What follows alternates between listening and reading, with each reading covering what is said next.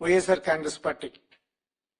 కానీ మీ మాటలు ఎలా ఉన్నాయా అంటే మాటలు వచ్చి మిలియన్స్ రూపంలో ఉన్నాయి, గ్రౌండ్ లో మాత్రం వేకెన్సీలు ఉన్నాయి. నేను మిమ్మల్ని అడుగుతున్నా సూటిగా, ఇన్ని ఉద్యోగాలు చెప్తున్నారు కదా, 6,28,000 ఉద్యోగాలు చెప్తున్నారు కదా, 6,28,000 ఉద్యోగాలు ఎక్కడ ఇచ్చారు, ఎవరికి ఇచ్చారు, ఏ పరిశ్రమలో ఇచ్చారు, ఎవరికి, ఎక్కడ, ఎన్ని పరిశ్రమలు, ఏ ప్రదేశాలు, ఏ జీతభత్యాలు,